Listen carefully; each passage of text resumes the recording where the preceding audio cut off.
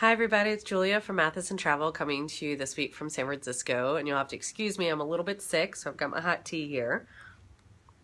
And I actually wasn't going to do a video this week, but I got inspired because you always get sick when you're traveling. I think that's why I got a virus, because I was traveling last week coming back from New Orleans, and I wanted to let you know sort of what I do when I get sick and how I try and prevent getting sick. I'm pretty healthy, so I don't normally deal well with getting sick, but you know, on the road sometimes things happen, and you either eat something bad, drink some bad water, or you just get run down and get a cold or something like that. So one of the easiest things you can do to prepare yourself for any eventuality, obviously, is to pack appropriately. And in my DOP kit, which I've got back here, I keep a number of both non-prescription, just over-the-counter drugs, and a few prescription drugs as well, that I want to, make sure that you pack as well. Pain reliever, I really like these little tubes. This one's really old because it protects the pills, but so you can also put several different types in here. So some people might want an over-the-counter sleeping thing to help them. As I've said before, I use Dramamine to help me sleep, but it's also good to have Dramamine with you at all times, just in case you get on a ferry or your cruise has high seas or something like that. Even if you don't normally get motion sickness, if you do get it, you're going to want to have Dramamine. Decongestant, which I need a lot today. Maybe even some overnight decongestant to help you sleep.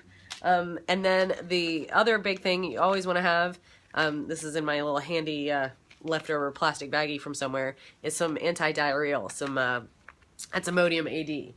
So those are sort of the basics for over-the-counter stuff. You also really want to travel with tissue when you can. There's lots of different to-go packs. This is just one I got recently.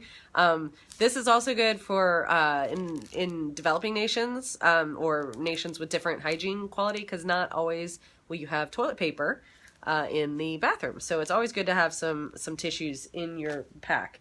Now, for prescription drugs that you might want to have, I talked a little bit about the Imodium. Well, on the back here, I have some leftover prescription pills. That's Cipro, and Cipro is it's a prescription drug that it's more than an anti-diarrheal. I think it helps with the infection. But if you were to eat or drink something bad and get, Montezuma's Revenge or Jelly Belly or something like that, Cipro is your friend, and you start taking it immediately, and it can really help you from having to go to the hospital.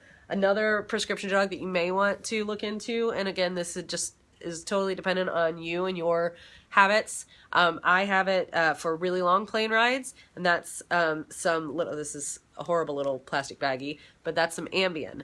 I took an Ambien the first time when I went to India on the plane and slept like a baby.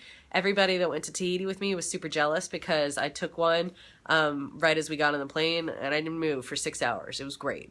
I sleep really well with Ambien. Some people it affects differently, so you obviously want to double check and also talk to your doctor. That's one of the reasons why it's a prescription, because it is really strong. And then the third thing that you may want to look into for a prescription is malaria pills. And of course, this only is necessary if you're going to very tropical, less developed nations where malaria is a problem. And again, this is something you want to talk to either your doctor about or a travel doctor or travel nurses. They'll tell you if you absolutely need malaria or not. I got some for a place that I was going to go for just 2 or 3 nights. And I ended up not going, so I didn't take the malaria pills. But as my travel nurse explained to me, malaria is fatal and completely preventable, so it's your choice. So I have my malaria pills if I ever go back to some awesome little tropical place that's not very developed. Now, so those are kind of the drugs that you're going to want to have with you to help prevent and treat symptoms when you do get sick on the road. And if you do get sick, here are a couple things that you want to think about. When I travel, I always like to have planned 2 or 3 nights in any one place. That's ideal. It doesn't always happen, obviously. And so if you get sick, you're going to want to try and stay where you are for at least a couple days.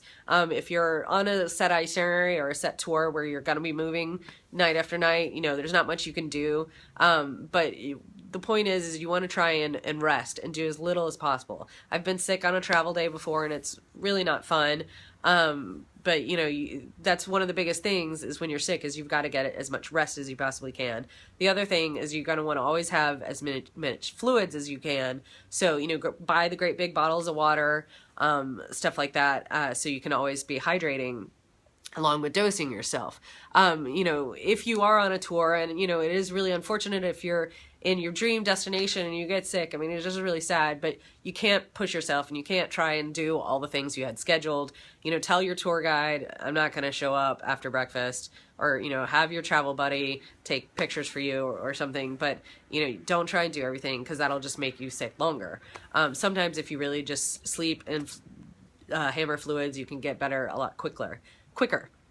And then the final thing to know or to think about is, you know, obviously if the meds you're taking or, you know, and the rest is not working after a couple days and you're really sick or you're, you know, having really severe diarrhea or really severe symptoms, you are going to want to go to the doctor. And, you know, depending on where you are, that is easier or harder. But, you know, I've had people have all kinds of things happen while traveling, and you're going to want to go see a doctor. Now, this is where your health insurance or travel insurance is going to come into play. Because a lot of times, if you're international, your U.S. health insurance, it's not, you know, going to be covered. You have to like, I mean, it might be covered, but it's going to be claimed after the fact. And travel insurance, a lot of times, you know, if you pick a good policy, will have, you know, medical coverage. So, you know, if you dive off a rock in Hawaii, or not Hawaii, maybe the, you know, Virgin Islands or somewhere, and you break your back, which happened to a friend of mine.